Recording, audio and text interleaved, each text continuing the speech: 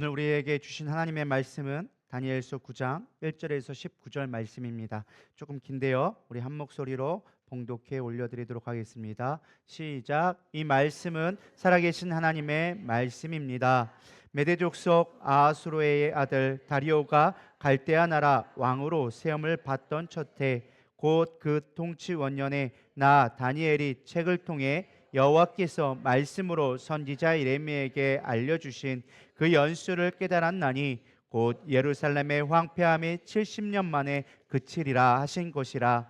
내가 금식하여 베옷을 입고 죄를 덮어쓰고 주 하나님께 기도하며 간구하기를 결심하고 내 하나님 여호와께 기도하며 자복하여 이르기를, 크시고 두려워할 주 하나님, 주를 사랑하고 주의 계명을 지키는 자를 위하여 언약을 지키시고 그에게 인자를 베푸시는 이시여, 우리는 이미 범죄하여 패역하며 행악하며 반역하여 주의 법도와 규례를 떠났사오며 우리가 또 주의 종 선지자들이 주의 이름으로 우리의 왕들과 우리의 고관과 조상들과 온 국민에게 말씀한 것을 듣지 아니하였나이다. 공의는 주께로 돌아가고 수치는 우리의 얼굴로 돌아오미 오늘과 같아서 유다 사람들과 예루살렘 거민들과 이스라엘이 가까운 곳에 있는 자들이나 먼 곳에 있는 자들이 다 주께서 쫓아내신 각국에서 수치를 당하였사오니 이는 그들이 주께 죄를 범하였음이니이다. 주여, 수치가 우리에게 돌아오고 우리의 왕들과 우리의 고관과 조상들에게 돌아온 것은 우리가 주께 범죄하였음이니이다마는 주 우리 하나님께는 긍휼과 용서하심이 있사오니 이는 우리가 주께 패역하였음이오며 우리 하나님 여호와의 목소리를 듣지 아니하며 여호와께서 그의 종 선지자들에게 부탁하여 우리 앞에 세우신 율법을 행하지 아니하였음이니이다. 온 이스라엘이 주의 율법을 범하고 치우쳐 가서 주의 목소리를 듣지 아니하였으므로 이 저주가 우리에게 내렸으되 곧 하나님의 종 모세의 율법에 기록된 맹세대로 되었사오니 이는 우리가 주께 범죄하였음이니이다. 주께서 큰 재앙을 우리에게 내리사 우리와 및 우리를 재판하던 재판관을 쳐서 하신 말씀을 이루셨사오니 온 천하의 예루살렘에서 일어난 일 같은 것이 없나이다. 모세의 율법에 기록된 대로 이 모든 재앙이 이미 우리에게 내렸사오나 우리는 우리의 죄악을 떠나고 주의 진리를 깨달아 우리 하나님 여호와의 얼굴을 기쁘게 하지 아니하였나이다. 그러므로 여호와께서 이 재앙을 간직하여 두셨다가 우리에게 내리게 하셨사오니 우리 하나님 여호와께서 행하시는 모든 일이 공의로우시나 우리가 그 목소리를 듣지 아니하였음이니이다. 강한 손으로 주의 백성을 애굽 땅에서 인도하여 내시고 오늘과 같이 명성을 얻으신 우리 주 하나님이여, 우리는 범죄하였고 악을 행하였나이다. 주여, 구하옵나니 주는 주의 공의를 따라 주의 분노를 주의 성 예루살렘 주의 거룩한 산에서 떠나게 하옵소서. 이는 우리의 죄와 우리의 조상들의 죄악으로 말미암아 예루살렘과 주의 백성이 사면에 있는 자들에게 수치를 당함이니이다. 그러하온즉 우리 하나님이여, 지금 주의 종의 기도를 간구를 들으시고 주를 위하여 주의 얼굴빛을 주의 황폐한 성소에 비추시옵소서. 나의 하나님이여, 귀를 기울여 들으시며 눈을 떠서 우리의 황폐한 상황과 주의 이름으로 일컫는 성을 보옵소서. 우리가 주 앞에 간구하옵는 것은 공의를 의지하는 아니요 주의 큰 긍휼을 의지하여 함이니이다. 주여, 들으소서. 용서하소서. 주여, 귀를 기울이시고 행하소서. 지체하지 마옵소서. 나의 하나님이여, 주 자신을 위하여 하시옵소서. 이는 주의 성과 주의 백성이 주의 이름으로 일컫는 바 됨이니이다. 아멘. 자리에 앉으셔도 되겠습니다. 네, 오늘은 구국기도라는 제목으로, 좀 거창한 제목으로 우리가 말씀을 나누고자 합니다. 크리스천이란 예수님을 따르는 자를 일컫는 것입니다. 예수님을 따르는 삶 중에 여러 가지 모습이 있겠지만 그 중에 가장 우리가 본받아야 될 우리 모습이 하나 있다면 그것은 다름이 아닌 기도하는 모습일 거라 생각되어집니다. 다시 말해, 크리스천은 한마디로 기도하는 사람들이다라고 우리가 정의해 볼 수 있을 것 같습니다. 대부분 많은 사람들이 기도하면 개인적인 목적과 어떤 자신의 뜻을 이루기 위한 방법으로 기도를 시작합니다. 그러나 믿음이 깊어지고 기도에 속된 말로 내공이 쌓이기 시작하면 개인의 기도가 아닌 차원 높은 기도를 하게 되어집니다. 오늘 다니엘을 통해서 우리는 개인의 차원을 넘어서 구국기도, 나라를 위한 기도를 할 수 있는 좀 수준 높은 기도를 좀 살펴보려고 합니다. 지금 우리나라는 위기에 처해 있다고 저는 믿습니다. 그래서 우리는 기도할 때라고 믿습니다. 신년 특별 집회와 더불어 미스바 기도를 통하여줘서 여러분의 개인의 문제를 해결받는 것도 중요하겠지만 우리가 무엇보다 나라를 위한 기도, 구국 기도를 할 수 있는 저와 여러분 되기를 축복합니다. 제가 나라를 위한 기도가 단순히 경제가 어렵고 정치가 혼돈스럽기 때문에 기도하자라는 것은 아닙니다. 이 땅에 만연해 가고 있는 죄악들로, 예를 들면 동성애와 교회 가치관들이 무너지고 다음 세대가 점점점 믿음을 잃어가는 이런 영적인 흐름 속에 우리가 과연 이 나라를 위하여서, 특별히 하나님의 나라가 이루어지기 위해 우리는 기도를 해야 되리라 믿습니다. 오늘 다니엘을 통하여져서 개인적 차원이 아닌 한 단계 업그레이드된 구국 기도를 할 수 있는 저와 여러분 되기를 축복합니다. 그럼 다니엘은 어떻게 이 구국 기도를 드리게 됐나, 그 여정들을 좀 살펴보려고 합니다. 첫 번째, 다니엘은 어느 날 갑자기 구국 기도를 드린 것은 아니었습니다. 그도 자기의 모습으로 기도를 시작했지만 그가 하나님의 말씀을 통하여줘서, 또 그가 삶 속에서 있었던 그 기도의 연륜 때문에 그는 구국 기도를 할 수 있는 사람이 되어졌습니다. 한마디로 나라를 위한 기도까지 드릴 수 있는 내공을 쌓았다라고 우리가 살펴볼 수 있는 것입니다. 다니엘서 6장 10절에 보면 나와져 있습니다. 다니엘이 이 조서에 왕의 도장이 찍힌 것을 알고도 자기 집에 돌아가서 윗방에 올라가 예루살렘을 향한 창문을 열고 전에 하던 대로 하루 3번씩 무릎을 꿇고 기도하며 그의 하나님께 감사하였더라. 아멘. 이 말씀의 내용이 무엇이냐? 다니엘이 있었는데 다니엘이 워낙 뛰어나고 흠이 없으니까 사람들이 책 잡을 게 없는 거예요. 근데 고관들이 시기는 나니까 다니엘을 없애버리겠는데 방법이 없는 거예요. 그래서 꾀를 낸 게 무엇이냐? 다니엘은 날마다 뭘 했느냐? 하루에 3번씩 기도를 하는 모습을 본 거예요. 그래서 그거를 역이용해서 정치적 방법으로 이용한 거죠. 그래서 왕에게 가가지고 샤바샤바 한 거예요. 왕이요, 진짜 당신을 섬기는 사람이 누군지 알아보길 원합니다. 왕의 명령을 내려서 딱 30일만 당신에게만, 왕에게만 기도하게 하고 다른 그 어떤 신에게도 절하지 못하게 하시옵소서, 기도하지 못하게 하시옵소서. 그래서 당신의 사람이 누군지 우리 판별해 보길 원합니다. 왕한테 샤바샤바하니까 왕이 듣기엔 좋잖아요. 그래서 알았다. 그래서 조서에 도장을 꽝꽝 찍었어요. 쉽게 말하면 30일 동안 기도하지 말아라 하고 꽝 찍어버렸어요. 근데 다니엘은 뭐합니까? 도장이 찍힌 것을 알고도 자기 집에 돌아가서 날마다 전에 하던 대로 하루에 3번씩 기도했더라. 다니엘은 어떠한 어려움이 있다 할지라도 기도 쉬는 죄를 범하지 않았다라는 것입니다.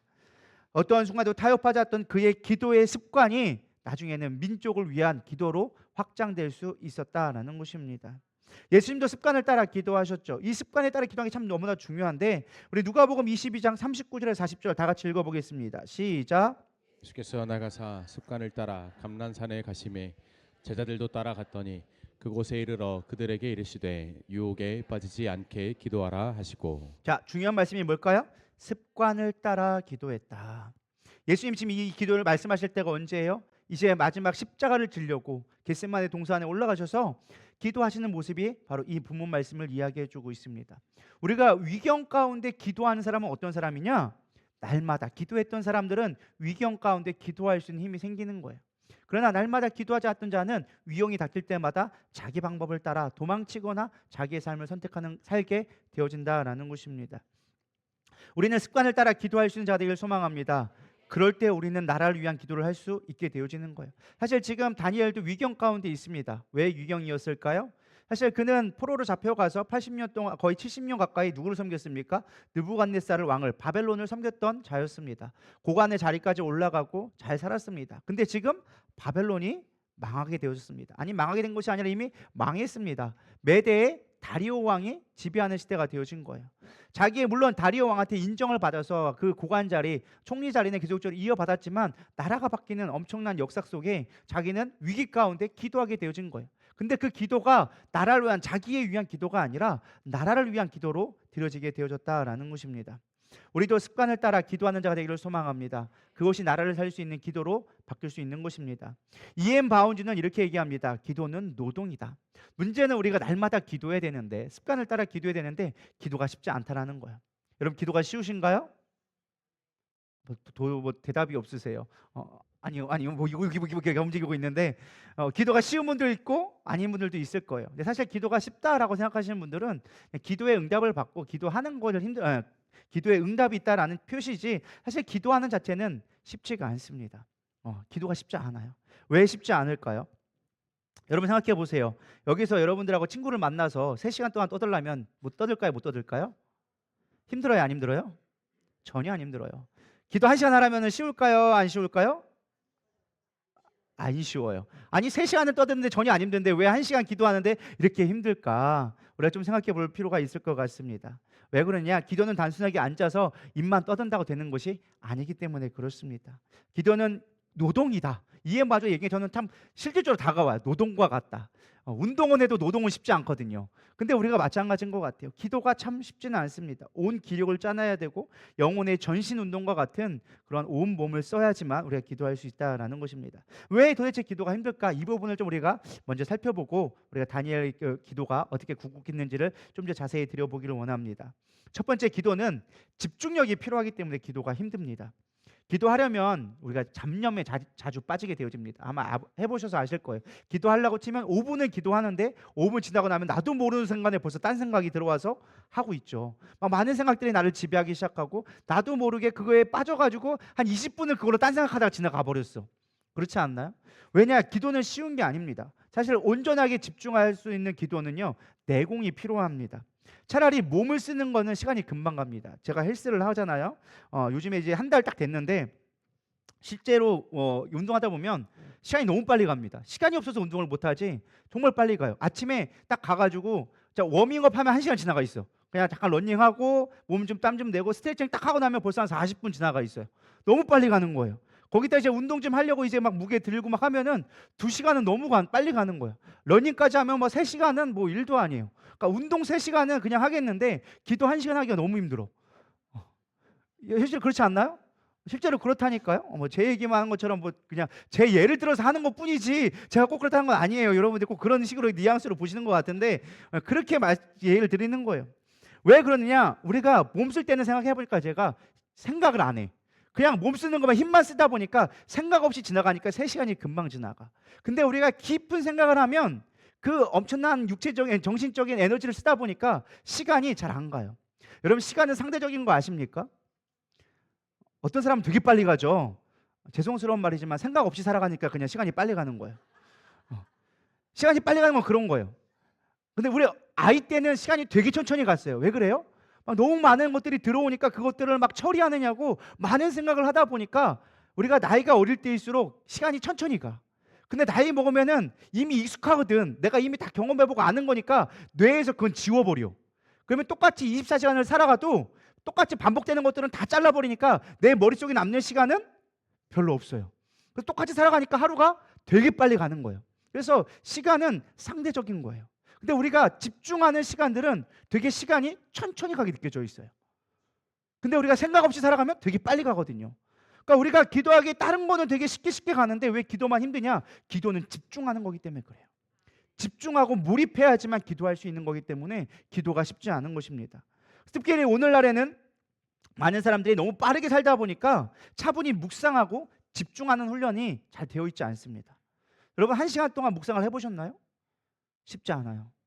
1시간. 영화 1시간 보는 거는 너무 쉬워요. 왜? 생각을 하지 않거든. 그냥 보이는 대로 그렇구나. 느끼는 대로 가면 되니까 내 생각할 필요가 없어. 그러니까 금방 가. 근데 우리가 뭔가 깊이 생각하고 해야 되는 것들은 시간이 쉽지가 않은 거예요. 여러분 공부 1시간이 쉬울까요? 우리가 1시간 일하는 게 쉬울까요? 일하는 게 빨리 간다니까. 일하는 게 몸 쓰는 게 속편한 거예요. 1시간 공부하려면 머리 얼마나 쥐나는지. 그래서 애들이 참 대단한 거예요. 거기 앉아 있는 거 보면은 칭찬할 만해요. 어떤 사람은 공부하는 게 제일 쉽다고 하는 게 제가 볼 때는 별 이상한 사람인 거예요. 쉽지 않아. 정신 쓰는 게 너무 힘든 거예요. 그래서 우리는 고도의 훈련이 필요로 한 기도 훈련을 잘해야 돼요. 근데 세상을 이끌어간 사람들은 어떤 사람이냐? 집중하고 몰입할 수 있는 사람들이 세상을 이끌어가요. 믿으십니까? 여러분 세상을 봐보세요. 몸 쓰는 사람이 잘 살까요? 머리 쓰는 사람이 잘 살까요? 이거는 굳이 제가 얘기하지 않아도 다 알 것 같습니다. 집중 훈련을 잘하는 사람들이 세상을 성공하게 되어져 있어요. 그래서 기도를 많이 하는 사람은, 기도를 잘하는 사람은 성공할 수밖에 없어. 왜? 깊이 있는 묵상을 하게 되어지고 세상을 보는 통찰을 갖게 되어지기 때문에 성공할 수밖에 없어요. 그러니까 기도를 해야 될까요? 안 해야 될까요? 이렇게까지 얘기해야 되는데 안 해야겠다는 사람 제가 방법이 없는 사람이에요. 아시겠죠? 자, 기도 두 번째 왜 힘들까? 기도는 영적 전쟁이기 때문에 또 힘들어요. 육체는 가만히 있는 것 같아도 우리가 기도할 때 영은 온 힘을 다해 싸우고 있습니다. 기도는 영적 전쟁이에요. 그래서 사람은 영혼 육이 연결되어져 있어서 사실 우리가 정신이 피곤하면은 몸은 하나도 아닌데도 괜히 피곤하잖아요. 여러분 잘 생각해 보세요. 몸 쏟다고 피곤한 게 아니라 괜히 막 신경 쓰고 염려하면 그날은 아무것도 못 하겠어. 막 축축 퍼지는 거야. 아무 생각하기 싫어. TV만 보고 힘들어. 이렇게 하고 있는 거예요. 왜 그래요? 정신이 스트레스 받으니까 육체가 힘들다고 생각하는 거예요. 근데 아무리 몸을 써도 정신이 맑으면 별로 힘든 거 잘 몰라. 하루 종일 일해도 별로 힘든 거 모른단 말이에요. 왜? 영과 혼과 육이 연결되어 있기 때문에 그렇다라는 것입니다. 그러니까 기도가 왜 힘드냐? 영적인 싸움을 하고 있기 때문에 힘든 거예요. 그러니까 사실 몸은 가만히 있는데도 불구하고 내 지금 몸 어떤 상태야? 온몸으로 싸운 것과 똑같은 거예요. 그렇기 때문에 사실은 영적으로 쉽지가 않다라는 것입니다. 요한 3서 1장 2절에 얘기합니다. 사랑하는 자여 내 영혼이 잘된 같이 내가 범사에 잘되고 강건하기를 내가 강구하노라. 여러분 삶이 편하려면 쉬운 방법이 있어요. 영적으로 승리하면 돼요. 근데 우리가 영적으로 눌려 있으니까 내 삶이 편한 것 같아도 삶이 힘든 거야. 하루하루가 피곤한 거야. 믿으십니까? 어떤 사람은 기도하면 더 피곤해요 막 한 사람 있어. 목사님 기도했더니 힘들어 죽을 것 같아요. 혀도 안 들어가고 막 온몸에 막 두들겨 맞은 것 같고 힘들어 죽겠어요. 왜 그런지 제가 정답을 내려줄게요. 아직 승리를 못해서 그래. 영적 싸움에서 승리를 해야 되는데 막 죽으라고 싸웠는데 승리를 못했어. 그러면 메가리가 쪽 빠지는 거예요. 여러분 권투를 하다거나 뭘 하면 우리가 승리를 하면 그 승리의 기쁨에 내가 힘이 나는데 막 싸우고 지면 어떻게 될까요? 맥이 쭉 빠지는 거예요. 그러니까 우리가 영적 싸움에서 승리를 하고 나야 힘이 나오는데 내 범사에 내 영혼이 강건해지는데 막 싸움을 했는데 막 두들겨 맞고서 끝났어. 그러면 그때는 하루 종일 힘든 거야. 할렐루야. 그럼 언제까지 해야 될까요? 이길 때까지 하면 그다음부터 힘이 삶이 편해지는 거예요.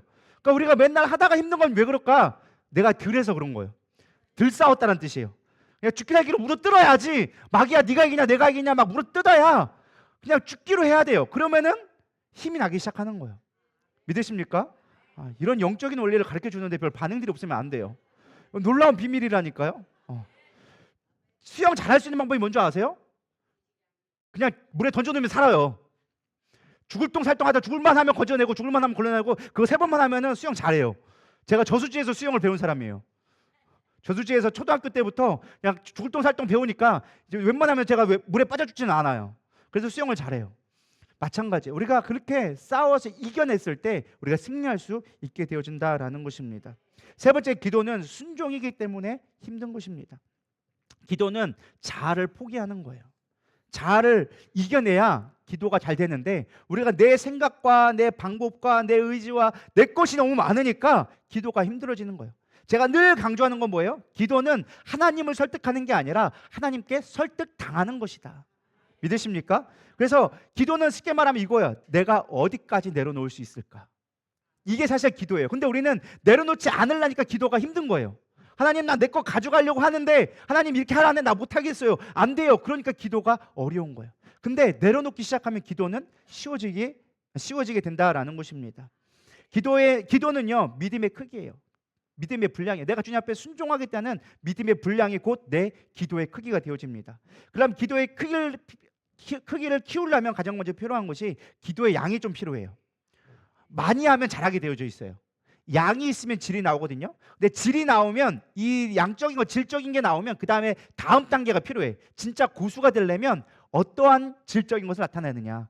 순종의 농도가 이제 우리의 기도의 수준을 바꿔내게 된다는 것입니다. 오늘 다니엘은 이 단계의 양을 채우는 건 이미 통과되어졌어. 그리고 질적인 거에 있어서 하나님의 뜻에 맞추는 기도를 하기 시작했다는 것입니다.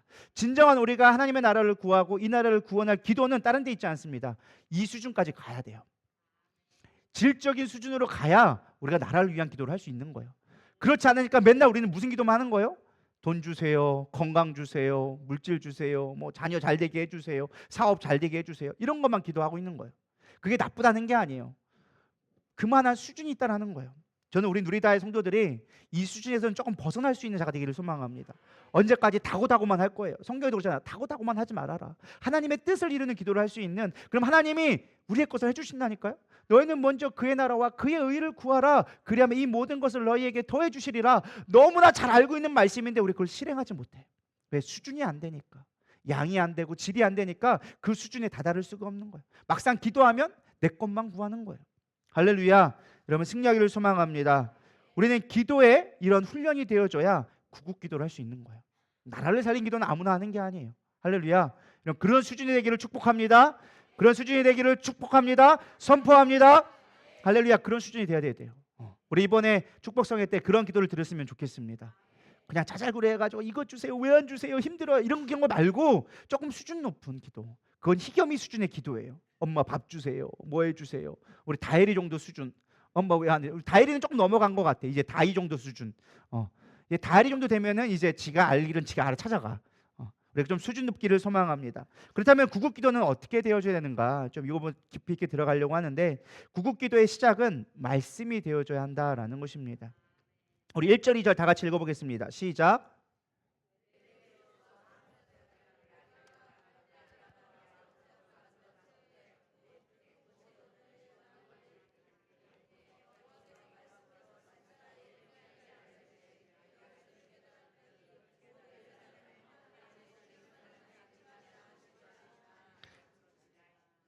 아멘.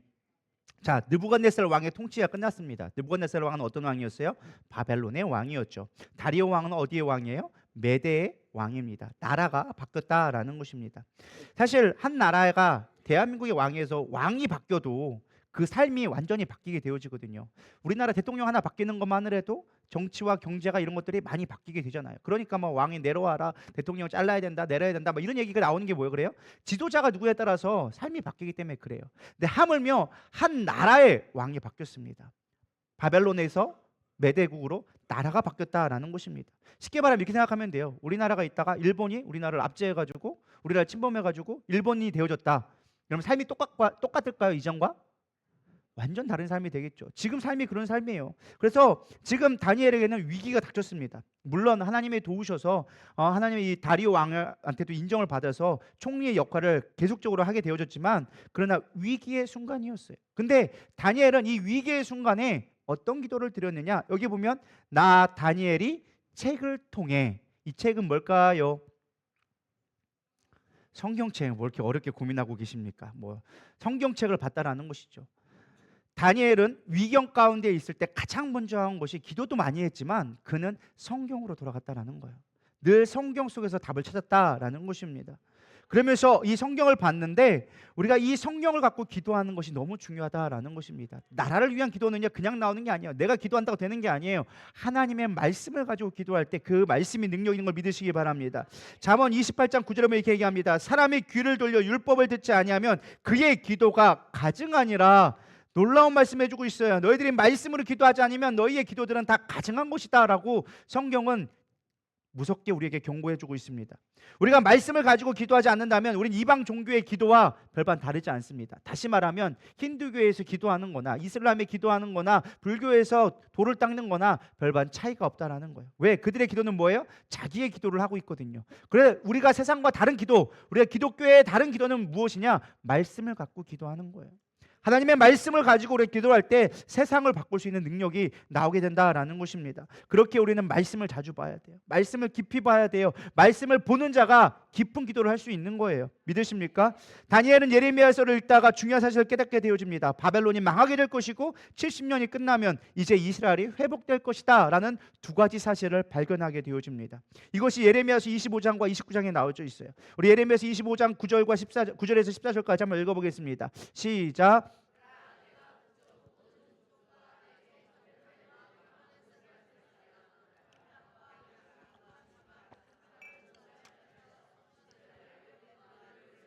비웃음거리가 되게 하며 땅으로 영원한 폐허가 되게 할 것이라. 여호와의 말씀이니라.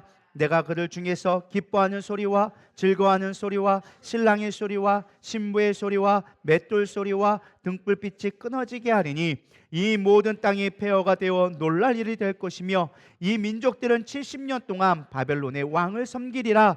여호와의 말씀이니라. 70년이 끝나면 내가 바벨론 왕과 그의 나라와 갈대아인의 땅을 죄악으로 말미암아 벌하여 영원히 폐허가 되게 하되 내가 그 땅을 향하여 선언한 바 곧 예레미야가 모든 민족을 향하여 예언하고 이 책에 기록한 나의 모든 말을 그 땅에 임하게 하리라. 그리하여 여러 민족과 큰 왕들이 그들로 자기들을 섬기게 할 것이나 나는 그들의 행위와 그들의 손이 행한 대로 갚으리라. 아멘. 예레미야 29장 10절도 얘기합니다. 여호와께서 이와 같이 말씀하시느니라. 바벨론에 70년이 차면 내가 너희를 돌보고 나의 선한 말을 너희에게 성취하여 너희를 이곳으로 돌아오게 하리라. 아멘. 바벨론이 분명히 너희를 지배하게 될 거야. 근데 70년이면 바벨론도 망하게 될 것이고 돌아오게 될 것이다 라는 말씀, 이 예레미야 말씀을 믿음으로 봤다라는 것입니다. 전 이 말씀을 묵상하면서 이것을 깨닫게 되어졌습니다. 사람은 자기가 보고 싶은 걸 본다. 믿으십니까? 그 사람의 수준에 따라서 보는 것도 달라요. 똑같은 성경책을 봐도 믿음의 수준에 따라 그 깊이가 달라집니다. 맨날 복만 바라는 사람은 뭐만 보일까요? 복 주세요, 복 주세요. 아, 이게 복이구나. 그러면서 하나님의 심판한다는 얘기는 하나도 안 보여. 복만 받고다 내가 영원히 잘 되고 잘 되리라, 범사에 잘 되리라, 아멘, 이것만 믿고 보는 거야. 근데 수준이 다른 사람들은 그 말씀을 봐도 다른 깊이로 보게 되어진다는 거예요. 다니엘은 지금 어떤 걸 꿈꾸고 있었느냐? 하나님의 이스라엘의 회복을 꿈꿨어요. 단순하게 자기의 어떤 꿈을 이루는 것이 아니라 하나님 나라가 이루어진 걸 꿈꾸게 되어졌어요. 그렇게 말씀을 보다 보니까 예레미야 말씀을 보는 가운데 그 말씀이 보여지게 된 거예요. 다니엘만 이 성경책을 읽었을까요? 수많은 사람들이 성경책을 읽었을 거예요. 근데 그 말씀을 믿음으로 보지 못했고 그 말씀을 깨닫지도 못했어요. 분명히 똑같이 써 있는데 깨닫지를 못했다라는 거예요. 근데 다니엘은 하나님의 나라를 꿈꾸고 있다 보니까 그 말씀이 눈에 들어왔어. 그리고 그 말씀이 믿어졌어. 그 말씀대로 묵도하게 되어졌다라는 것입니다. 전 여러분들의 믿음의 눈을 가지기를 소망합니다. 성경을 봐도 믿음의 눈으로 볼 수 있기를 축복합니다. 하나님의 나라를 이루어가는 것들이 어떤 것인지 하나님의 시선으로 바라볼 수 있는 자가 되기를 축복합니다. 그렇게 하나님 나라를 꿈꾸고 보니까 이 말씀이 보여졌다라는 거예요. 아, 70년이면 하나님이 회복시키겠구나. 아, 정말로 이 바벨론이 멸망하게 되어졌구나. 왜? 자기는 바벨론을 섬겨봤기 때문에 정확히 아는 거예요. 이 말씀이 그냥 이루어진 게 아니구나. 70년 전에 예언했던 것이 반드시 정확하게 이루어졌구나. 보고 목도한 거예요. 얼마나 그것이 놀라운 능력인지. 그렇기 때문에 다니엘은 성경을 읽고 그 말씀을 붙들고 기도하기 시작했다라는 것입니다. 저는 우리 누리다인 모든 성도가 그렇게 믿음의 눈으로 기도할 수 있는 자가 되기를 축복합니다. 말씀을 붙잡고 기도하셔야 돼요. 그 말씀이 2000년 전에 쓰여진 게 무슨 상관인데, 다니엘도 그랬다니까. 70년 전에 쓰여졌던 거 어디에 처박히지도 모르는 그 성경책을 찾아다가 그 말씀을 사모하여 읽다 보니까 능력이 나오기 시작했다라는 것입니다. 할렐루야. 그리고 그 말씀이 능력이 되기를 소망합니다. 중요한 건 이 묵상하다 보니까 재미있는 말씀이 또 보게 되어졌어요. 뭐냐? 이 내용, 말씀의 내용을 보면 70년 후면 회복된다라는 내용이 있는데 다니엘의 태도가 우리가 생각했던 것과는 전혀 다른 모습으로 나아졌다라는 것입니다. 어떤 모습이에요? 여러분 생각해 보세요. 일제 압제를 당하다가 갑자기 이제 좀 있으면은 우리 1, 2년 뒤면은 해방된다, 우리 독립한다라고 얘기를 들으면 여러분 어떤 반응이 나와야 될까요? 어떻게 해야 돼요? 별 반응들이 없으셔. 나라가 독립했다는데 독립기념일 그렇게 불만스러운가요? 나라가 독립하게 됐다니까요. 일제의 핍박 속에 있다가 와 할 수밖에 막 진짜 대한독립 만세하면서 나와야 되는 게 정상이잖아요. 근데 지금 다니엘은 뭐 하고 있어요? 3절 한번 다 같이 읽어보겠습니다. 시작. 내가 금식하며 베옷을 입고 죄를 덮어쓰고 주 하나님께 기도하며 간구하기를 결심하고. 지금 어떻게 하고 있어요? 회개하는데 그냥 기도하는 게 아니라 베옷을 입고 지금 슬퍼하면서 애통해하며 회개하고 있다는 거예요. 아니 대한독립 만세하는데 왜 슬퍼하고 있냐라는 거예요. 이 상황이 이해가 되냐라는 것입니다. 다니엘이 왜 회개를 했을까? 우리 다니엘의 수준을 볼 수 있는 거예요. 다니엘은 표면적인 것에 흔들리지 않았어요. 다니엘이 진짜 봤던 건 무엇이냐? 하나님이 어떻게 일하실지를 알았다라는 거예요. 진정한 회개의 의미가 무엇인지를 깨달았다라는 것입니다. 그 말씀을 보면 예레미야 34장 12절부터 17절의 말씀에 나오는데, 사실은 이 앞에 있는 내용을 보면 나와 있죠. 다니엘의 기도를 내용을 쭉 살펴보면 알아요. 우리가 지금 하나님 앞에 범죄하였고 우리 죄로 말미암아 하나님이 심판하셨다. 그래서 우리 이렇게 고난을 받을 수밖에 없었다. 주님 돌아봐 주시옵소서. 우리가 하나님의 빛이 다시금 필요합니다. 소망의 빛이 필요합니다. 이런 얘기를 해주고 있는 것입니다. 그래서 예레미야 34장 12절 17절의 말씀에 이 비슷한 말씀이 똑같이 나와져 있습니다. 그러므로 여호와의 말씀이 여호와께로부터 예레미야에게 임하니라. 이르시되 이스라엘 하나님 여호와께서 이와 같이 말씀하시느니라. 내가 내 너희 손조를 애굽 땅에서 종의 집에서 인도하여 낼 때 그들과 언약을 맺으며 이르시기를 너희 형제 히브리 사람이 내게 팔려왔거든 너희는 7년 되는 해에 그를 놓아줄 것이니라. 그가 6년 동안에 너를 섬겼은즉 그를 놓아 자유롭게 할지니라 하였으나 너희 선조가 내게 순종하지 아니하며 귀를 기울이지도 아니하였느니라. 그러나 너희는 이제 돌이켜 내 눈앞에 바른 일로 행하여 각기 이웃에게 자유를 선포하되 내 이름으로 일컨듭을 받는 집에서 내 앞에서 계약을 맺었거늘 너희가 돌이켜 내 이름으로 더럽히고 각기 노아 그들의 마음대로 자유롭게 하였던 노비를 끌어다가 다시 너희에게 복종시켜 너희의 노비로 삼았도다. 그러므로 여호와께서 이와 같이 말씀하시니라. 너희가 나에게 순종하지 아니하고 각기 형제에게 이웃에게 자유를 선포한 것을 실행하지 아니하였은즉 내가 너희를 대적하여 칼과 전염병과 기근으로 자유를 주리라. 여호와의 말씀이니라. 내가 너희를 세계 여러 나라 가운데서 흩어지게 할 것이며.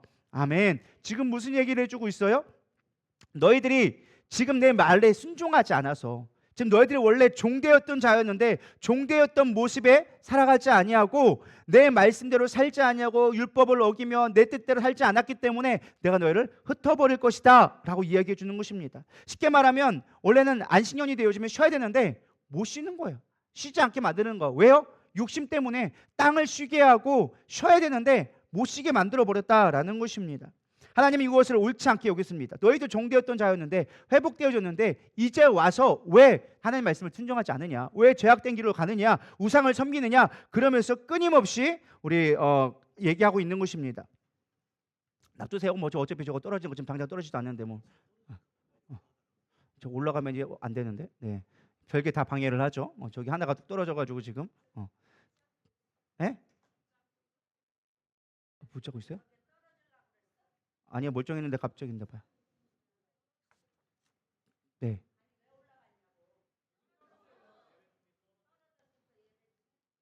네, 떨어졌어요. 떨어져 별게 다 방해를 합니다. 그죠? 은혜가 있으려면 항상 이래요. 우리는 항상 깨어 있어야 되리라 믿습니다. 자, 열로 봐세요. 저기 떨어져도 안 죽었습니다. 떨어지니까 뭐 떨어지는 건 떨어지겠죠. 뭐. 자, 중요한 건 우리가 이 예레미야 말씀을 통하여서 깨달아야 된다라는 것입니다. 다니엘은 그걸 봤어요. 무엇이 문제구나. 지금 우리가 해야 될 것은 단순하게 독립이 중요한 게 아니다. 우리가 해방되는 게 중요한 것이 아니라 우리가 지금 죄악 가운데서 돌이키지 않는다면 이 독립은 무의미하게 될 수밖에 없다라는 것을 보게 되었다라는 것입니다. 진정한 회복이 무엇인지를 알게 되어졌다라는 것입니다. 그래서 여러분들이 이 말씀을 좀 잘 깨닫기를 소망합니다. 좀 깊이 보시면 돼요. 우리가 표면적인 거에 매면 안 된다라는 것입니다. 굴국기도를 왜 해야 되는가? 왜 굳이 우리가 굴국기도를 해야 될 수밖에 없는가라는 부분을 이제 좀 적용해서 생각해 보려고 합니다. 다니엘은 이 나라를 위해서 기도했었어요. 단순하게 진정한 회복은 이스라엘의 어떤 독립에 돌아가는 것이 끝이 아니라 나라가 온전히 회복되어져야 된다라고 얘기해주고 있습니다. 왜 굴국기도를 해야 되느냐? 첫 번째, 이스라엘의 회복이 하나님 나라의 회복이기 때문에 그렇다라는 것입니다. 개인적인 관점에서 본다면 지금 다니엘은 이미 80 중반에 넘은 나이였어요. 몇 살이요? 80살. 그가 살면 사실 얼마나 더 살 수 있겠습니까? 사실 지금이야 80이니까 뭐 우리 최 장로님이 80이 넘으셨지만은 80이 뭐 그래도 그냥 정정하시구나 할 수 있는데 당시에 사실은 평균 연령이 50대 후반 60대 초반밖에 되지 않았어요. 그러니까 되게 나이가 어린데 80 살았다면 이미 살 만큼 살았어. 근데 그 다니엘이 뭐 자기에게 이제까지 자기가 산 거는 바벨론에 이미 총리로 살았고 부귀 영화를 다 누렸고 살 만큼 살았고 자기의 개인적인 것들은 사실은 큰 필요가 없었어. 하나님 앞에 구할 필요도 없었어요. 근데 지금 다니엘은 이 나라의 회복을 위해서 기도했다라는 거야. 왜 그랬을까요? 단순하게 내가 어릴 적에 우리 고국을 그리워해서 나의 살던 고향은 뭐 꽃피는 산골 그게 그리워서 그랬을까요? 아니에요. 그 모습이 아니라는 거예요. 지금 다니엘에게는 어떤 마음이 있었느냐? 이게 하나님의 마음이 있기 때문에 가능했던 거예요. 다니엘의 마음에 이스라엘의 회복은 하나님 나라의 회복이었다라는 것입니다. 믿으십니까? 그러니까 단순하게 자기가 살던 고향의 회복, 자기가 살던 나라가 회복되는 그런 수준이 아니라 하나님 나라가 이루어지는 하나님의 백성으로서 당연히 하나님 나라가 회복되기를 간절히 원했다라는 것입니다. 이것은 하나님의 마음이 있지 않고는 불가능했다라는 것입니다. 다니엘은 기도하는 자였습니다. 하나님의 마음을 알았고 하나님의 백성으로 살아왔기 때문에 가능했던 기도라는 것입니다. 다니엘은 단 한 번도 이스라엘을 떠나오면서 이스라엘 하나님의 백성이 아닌 적이 없었습니다. 바벨론을 섬기든 메대를 섬기든 바사 왕을 섬기든 그는 항상 하나님의 백성으로 살아갔다라는 것입니다. 우리가 이 땅에 살아갈 때 무엇보다 중요한 게 무엇입니까? 하나님의 백성으로 살아가는 거예요. 그렇다면 우리는 이 땅의 문제를 보고 우리는 무엇을 기도해야 합니까? 하나님 나라의 회복을 위해 우리는 기도하며 나가야 한다라는 것입니다. 그렇기 때문에 이스라엘을 회복할 수 있는 방법만 있다면 그는 주저하지 않는 것입니다. 진정한 회복은 단순하게 돌아가는 것이 아니라 영적인 각성이 일어나야지만, 진정한 죄가 해결되어야지만 이스라엘이 회복된다라는 것을 느헤미야는 너무나 알고 있었다라는 것입니다. 여러분, 대한민국이 이 땅의 나라를 볼 것이 아니라 대한민국이라는 나라를 통해서 이루실 하나님 나라를 바라볼 수 있는 믿음의 눈들이 되기를 축복합니다. 대한민국의 나라를 통해서 전 세계의 선교사를 파송하고 열방의 복음의 통로로 쓰여진다는 것이 얼마나 큰 축복인지 여러분, 그걸 깨닫기를 소망합니다. 전 세계에서 선교사를 가장 많이 파송한 나라가 어딜까요? 틀렸습니다. 미국입니다. 미국이 제일 많이 해요. 그 다음에 2위가 누굴까요? 대한민국이 2위입니다. 근데 여러분, 우리가 2등이니까 왜 1등을 못했지? 라고 생각하지만 미국이라는 땅덩어리와 인구를 비교하면, 인구 수대로 비교한다면 전 세계에서 가장 많은 인구 대비 많은 선교사를 보낸 게 바로 대한민국이에요. 믿으십니까? 물론 미국의 그 자원과 수없이 많은 그 수많은 사람들의 복음의 땅이라는 하나님의 축복을 통해서 전 세계에 많은 선교사를 보냈지만, 대한민국의 이 쬐만한 나라에서, 이 작은 나라, 동방의 그 코딱지만한 나라에서 우리가 이 선교사를 제일 많이 보냈다는 건 엄청난 축복일 수밖에 없다라는 것입니다. 근데 안타까운 건 뭔지 아십니까? 사실 1960년대 이후 대한민국이 살기 위해서, 나라를 위해서 기도했기 때문에 선교사의 나라가 될 수 있었어요. 선교의 나라가 될 수 있었는데, 중요한 건 무엇이냐? 우리가 너무 부강해지니까 나라를 위한 기도를 안 하기 시작하는 거예요. 죄송하지만 여기 80세 넘으신 분, 1960년대 이전에 계신 어떤 분들은 나라를 위한 기도를 너무나 많이 하셨어. 왜? 실질적으로 나라가 너무 힘드니까. 독립하고 난 다음에, 쉽게 말해 1930년 40년 독립하고 난 다음에 나라가 너무 힘드니까 먹고 살기 위해서라도 나라를 위해 기도했다니까요. 1980년대에 막 경제 대국을 이뤄갈 때 나라를 위해 기도했어요. 근데 이제 우리가 나라를 위해 기도를 안 해. 온 성도가 대한민국이 하나 되어져서 기도하지 않아. 그러니까 안타까운 모습이지만 지금 선교사의 숫자가 점점점 줄어들고 있어요. 시니어 선교사, 그러니까 초창기 때 갔던 선교사들이 점점점 돌아가시는 분들도 있고, 귀국하시는 분들도 있고, 은퇴하신 분들이 너무나 많아지고 있어요. 근데 문제는 다음 세대의 선교사들이 세워져야 되는데 선교사들이 안 세워지기 시작하는 거예요. 실제로 보세요. 우리 나이, 그러니까 어머니 또래 계시는 60대 후반 이후에 계신 선교사들은 너무 많아. 근데 중요한 건 젊은 선교사다가 얼마나 있냐라는 거예요. 없다라는 거예요. 하나님의 축복이 떠나가고 있다니까요. 우리는 나라를 위해 기도해야 돼요. 이 대한민국이 강건해져야 선교사들이 힘을 내서 복음을 증거할 수 있고 열방의 복음의 통로로 쓰여질 수 있다라는 것입니다. 그러니까 우리가 이 대한민국을 위해 기도하는 건 단순히 대한민국이 잘 먹고 잘 살자라는 개념이 아니라 하나님 나라를 이뤄가기 위한 통로로서 우리가 반드시 대한민국을 위해 기도하며 나가야 되리라 믿습니다. 단순한 대한민국의 경제와 위정자들을 위한 기도가 아닙니다. 하나님 나라를 회복을 위한 우리의 믿음의 관점으로 볼 수 있어야 된다라는 것입니다. 다음 세대를 세워야 하고 다음 세대가 온전 하나님의 나라를 세워갈 수 있도록 우리는 기도해야 된다라는 것입니다. 앞선 세대에서 열심히 기도했기 때문에 우리가 믿음으로 살아갈 수 있습니다. 그러나 지금 우리가 기도하지 않는다면 우리 다음 세대, 다엘이나 우리 어려운 희겸이나 이 다음 세대들은 과연 어떻게 믿음으로 살아갈 수 있냐라는 거예요. 우리가 기도해야 된다라는 거예요.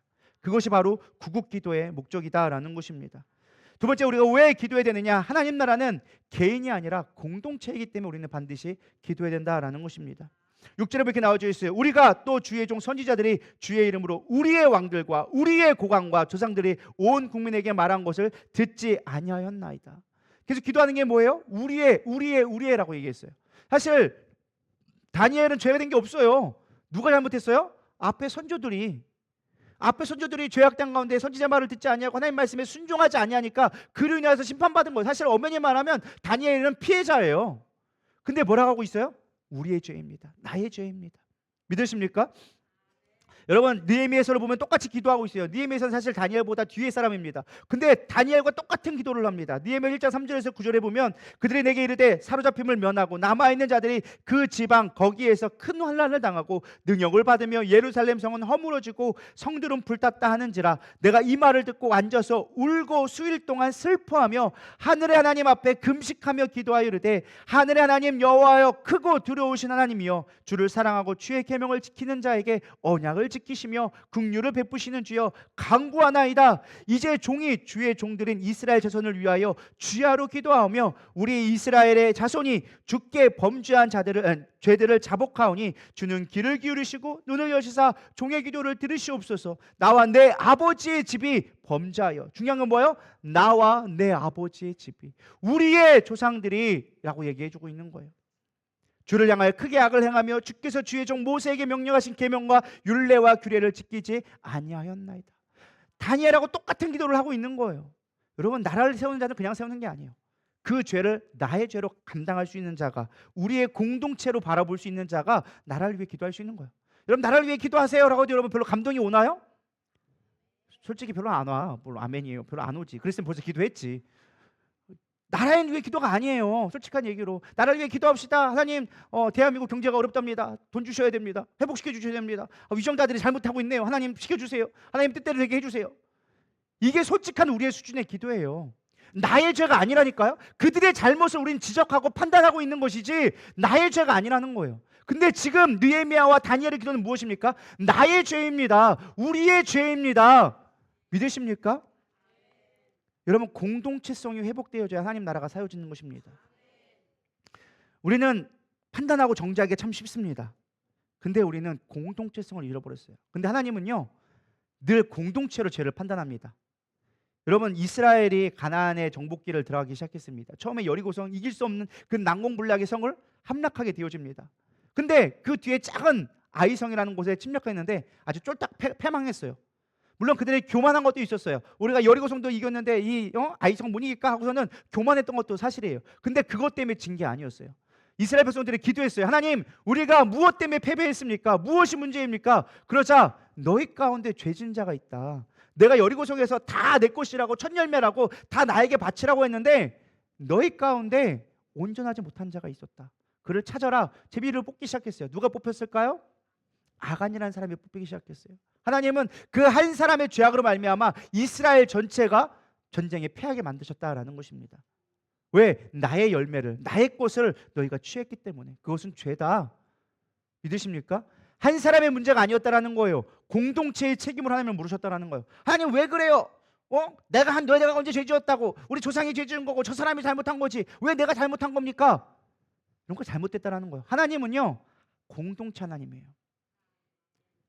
이게 얼마나 무서운 말이냐. 우리 옆에 있는 사람들이 시험 들고 이단에 빠졌어. 저 사람이 이단에 빠져가지고 잘못 만나서 그래. 저 사람이 시험 들어서 그래. 저 사람이 뭔가 문제 있어. 평소에 사람들하고 잘 못 어울리더니 저게 문제야. 우린 판단하고 정죄하죠. 근데 하나님은 뭘 보시느냐? 너희의 죄악이야. 형제가 실족하고 넘어진 건 네가 같이 연자맷돌 먹고 죽어야 되는 거야. 하나님 우리에게 엄히 경고하고 계시다라는 거예요. 이게 교회의 모습이라는 거예요. 하나님의 엄유하심이라는 거예요. 우린 옆에 있는 성도들이 시험 들었다고 하면 왜 시험 들었대? 찌찌찌 할 게 아니라 내 죄로 우리가 회개할 수 있어야 된다는 거예요. 그게 우리가 나라를 위해 회복을 위한 기도의 모습이다라는 것입니다. 하나님은 단 한 번도 개인으로 얘기한 적이 없습니다. 하나님은 항상 연합으로 얘기하시고 하나됨을 이야기합니다. 저는 우리 공동체 가운데 하나됨이 회복됐으면 좋겠습니다. 그것이 나라를 위한 구국기의 가장 중요한 기도의 모습이다라는 것입니다. 여러분 잘 보세요. 죄 있는 사람들은 죄를 위해 알지 못합니다. 그래서 세 번째 중요한 건 무엇이냐? 우리가 왜 나라를 위해 구국 기도를 우리가 해야 되느냐? 왜 내가 해야 되느냐? 죄 있는 죄를 알지 못하기 때문에 그렇습니다. 죄인은요 자신의 죄를 알지 못합니다. 다시 말해 죄인은 죄인을 위하여서 기도할 수가 없기 때문에 우리가 기도해줘야 한다라는 것입니다. 예수님은 이 땅에 자기 백성을 구원하기 위해 오셨다라고 얘기해주고 있습니다. 근데 예수님의 마지막 십자가상에서 또 마지막 하신 것이 기도가 무엇인지 아십니까? 우리 누가복음 23장 34절 한번 다 같이 한번 읽어보도록 하겠습니다. 시작.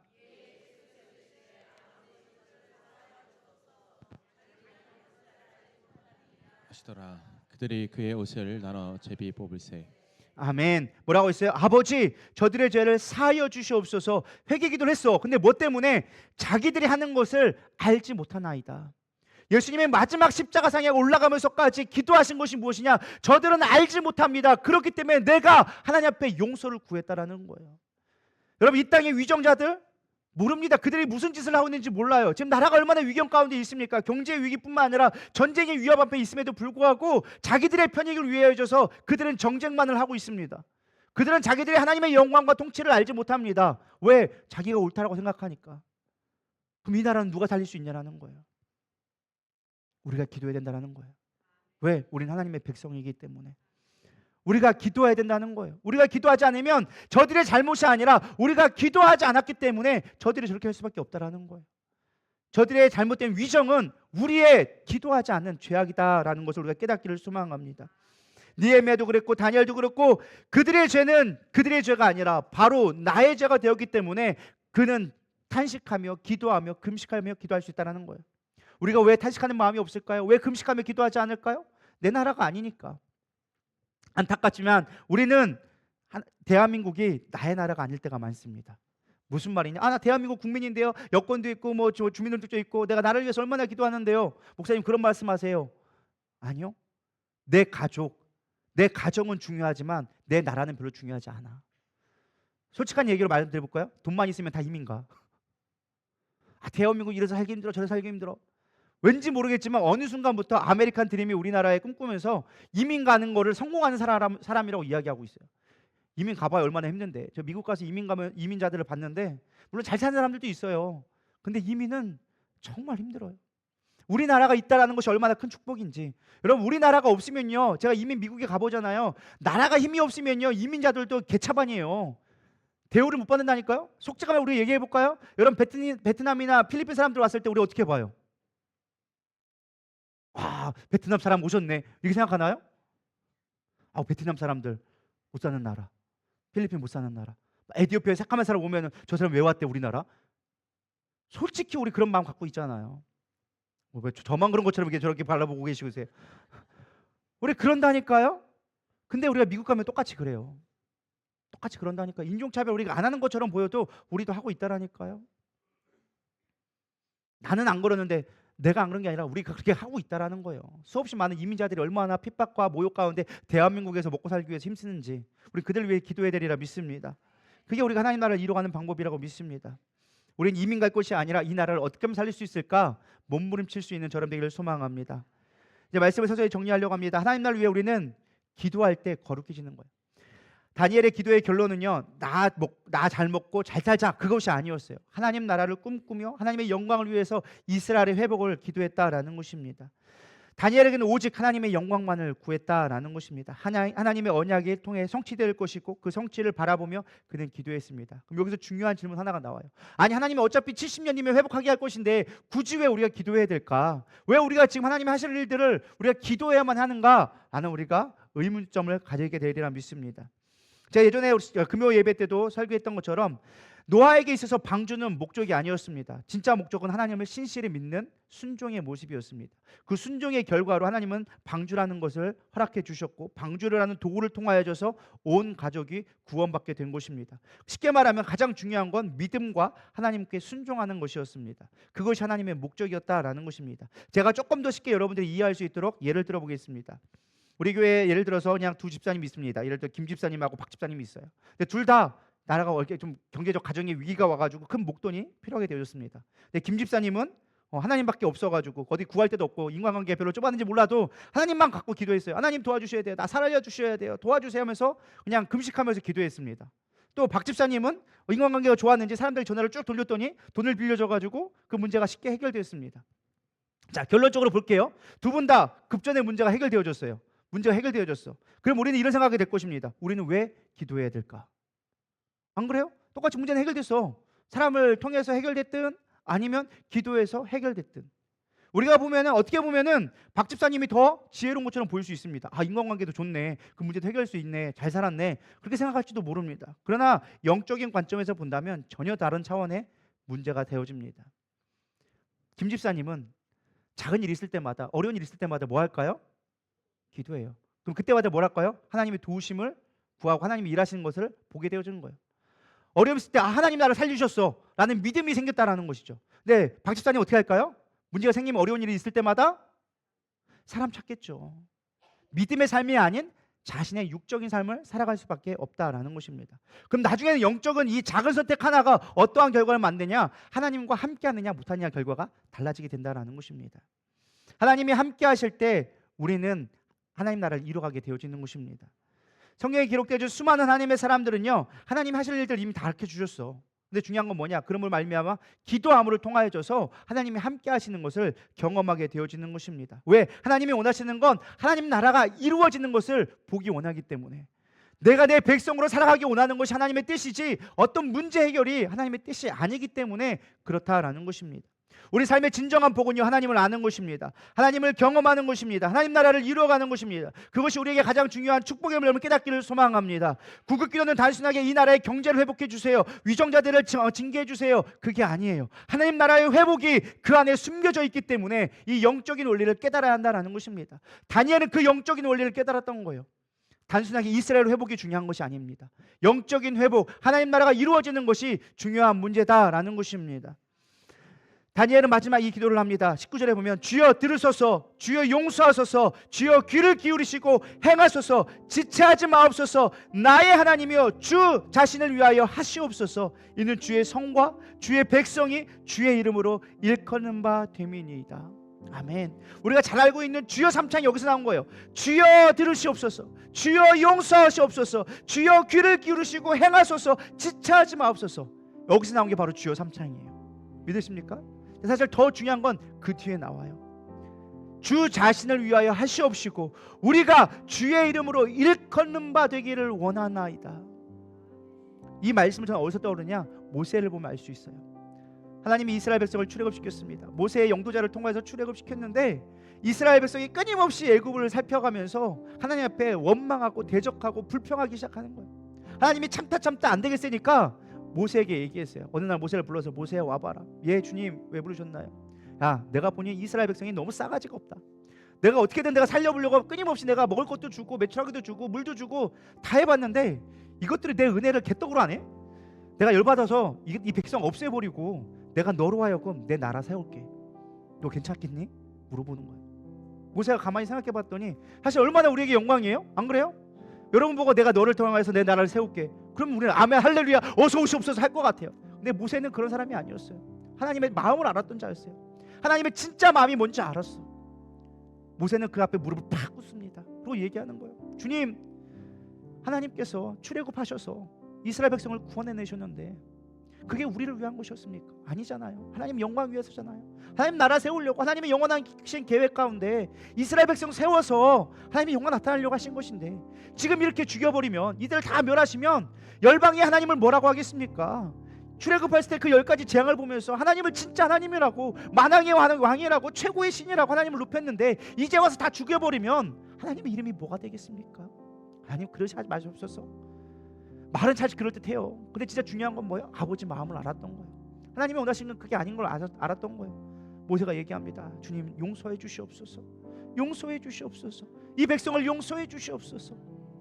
그게 오늘 다니엘의 기도의 마음이었어요. 주님 용서해 주시옵소서. 하나님 나라를 이루어가 되지 않겠습니까? 주의 이름으로 일컫는 백성이 되어야 되지 않겠습니까? 하나님 그러니 용서하여 주시옵소서. 그게 나라를 위한 기도의 모습이라는 거예요. 여러분, 우리 하나님의 나라를 위해 얼마나 기도하고 있습니까? 얼마나 주님의 마음을 가지고 이 나라를 품고 기도하고 있습니까? 여러분, 한 해가 다 끝났습니다. 이제 2024년도 마무리되어졌어요. 며칠 안 남았어요. 여러분, 이 나라를 위해서 우리가 무엇을 했습니까? 나의 먹고 마시는 거, 나의 삶의 생애만 급급해했지 우리는 하나님의 나라를 꿈꾸지 못하고 소망하지 못했습니다. 우리 이 시간 기도해야 될 때라 믿습니다. 단지 구국이라고 해서 대한민국이라 이 작은 좁은 나라가 아니라 이 나라를 통해 하나님 이루실 하나님 나라를 바라봤으면 좋겠습니다. 이 시간 대한민국을 위해서 기도했으면 좋겠습니다. 위정자들을 위해서 여러분 회개하며 기도하기를 소망합니다. 그들의 잘못이 아니라, 그들의 우둔함이 아니라, 하나님 내가 기도하지 않아서 이 나라가 위경 가운데 처해져 있습니다. 하나님, 다음 세대가 무너져가고 있습니다. 내가 믿음으로 그들을 기도하지 못하며 가르치지 못했기에 이 나라의 다음 세대가 무너져가고 있습니다. 하나님, 우리 교회가 무너지고 있습니다. 하나님, 내가 기도하지 못해서 이 교회가 어려움을 당하고 있습니다. 우리가 기도할 수 있는 구국의 기도, 나라를 살릴 수 있는 기도, 수준 높은 기도를 할 수 있는 저와 여러분 되기를 소망합니다. 우리 이 시간 주여 한번 부르며 기도하며 나갈 텐데요. 하나님, 우리 이 시간 내 마음을 들여 기도합니다. 나의 죄입니다. 나의 문제입니다. 하나님, 내가 회개하는 마음으로, 자성하는 마음으로 이 시간 기도하며 나가오니 하나님 우리를 용서하여 주시옵소서. 하나님의 이름이 불러지게 하여 주시옵소서. 우리 고백하며 우리 주여 세 번 부르며 기도하며 나가겠습니다. 기도하시겠습니다. 주여, 주여, 주여. 하나님, 우리의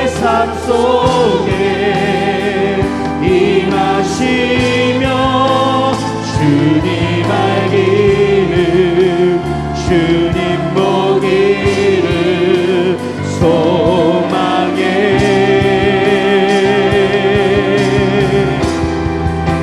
거룩히 살아가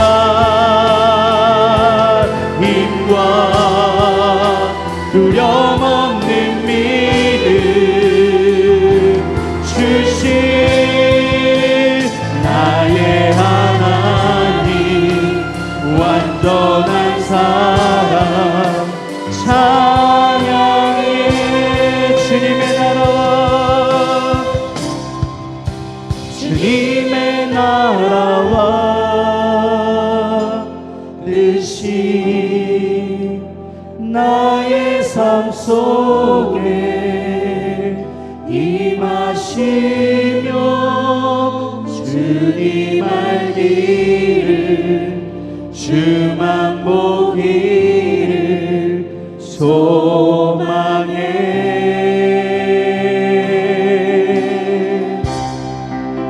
거룩히 살아가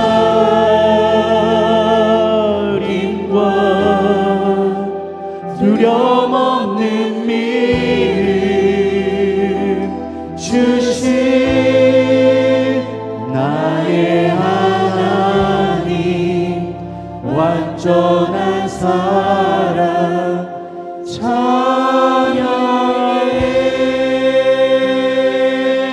찬양해. 그렇습니다. 주님, 우리가 하나님 나라 얼마나 꿈꾸며 살아가고 있습니까? 주님의 뜻을 위해서 우리가 얼마나 애통한 마음으로 이 나라를 위해 기도해 왔습니까? 그저 나의 것만 구하며 나의 삶만 바라보았던 연약한 좁은 시선을 이제 하나님의 나라의 시선으로 넓혀 주시옵소서.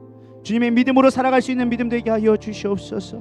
두렵고 이 땅에 임할 재앙과 수없이 많은 고난들이 우리를 기다리고 있지만 그러나 주님을 신뢰하는 믿음으로 나아가게 하여 주시옵시고 흔들리지 않는 믿음으로 나아가게 하여 주시옵소서. 하나님 나라를 꿈꾸게 하여 주시옵소서. 주님을 찬양하며 나가는 믿음의 삶으로 살아가게 하여 주시옵소서. 우린 연약합니다. 넘어질 수밖에 없습니다. 날마다 슬퍼하며 원망해야 할 수밖에 없는 연약한 자입니다. 그러기에 주님의 능력이 필요하오니 함께하여 주시옵시고 나와 던집혀 주시옵소서. 나와 함께하여 주시옵소서. 우리와 함께하여 주시옵소서. 애통한 마음으로 나갈 수 있는 천국을 이뤄가는 진정한 삶이 되어줄 수 있도록 인도하여 주시옵소서. 이제는 우리 주 예수 그리스도의 은혜와 하나님의 무한하신 사랑과 성령님의 내주 교통 위로하심이 하나님의 나라와 하나님의 나라를 꿈꾸며 애통하는 마음으로 기도하기 원하는 이들 위해 이들의 가정과 사업 위에 지금부터 영원토록 함께 있을지어다. 아멘.